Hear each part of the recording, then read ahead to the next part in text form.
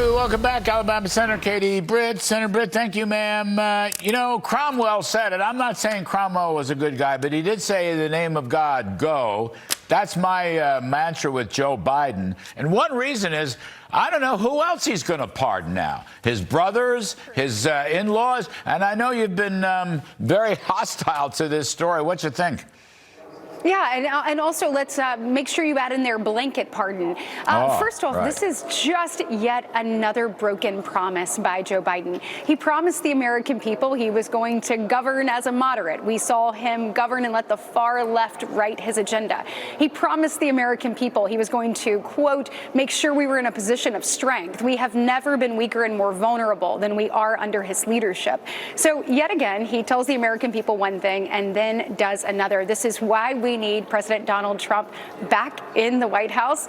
January 20th cannot come soon enough. We're ready to get to work and to actually keep promises to the American people by securing our border, making their dollar go further, creating opportunity for the American dream, and actually returning to peace through strength.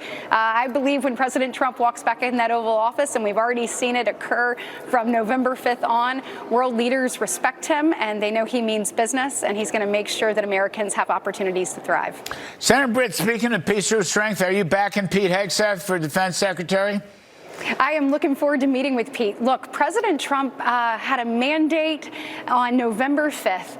The American people said, we want change. They see his vision. They want his agenda enacted. President Trump is selecting individuals that will help him enact that agenda. So I am meeting with Pete next week. I look forward to sitting down, hearing his vision for the department, how he's going to get the department back to, instead of being focused on liberal ideology, actually being focused on making sure that our men and women in uniform are the best trained, equipped, and ready across the planet.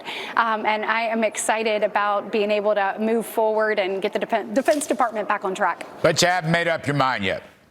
Well, I'm sitting down with him. I have obviously looking forward to that and looking forward to a chance to talk with him. I was the very first one to sit down with Elise Stefanik. That went incredibly well. Got to sit down with Doug Collins at the VA, so excited about that. And excited to sit down with all of the nominees. Sat down with Lee Zeldin yesterday. And so certainly know that President Trump, give him that deference in moving forward, and look forward to supporting and doing my job. All right, Senator Katie Britt, thank you, ma'am. As always, we appreciate you coming on the show.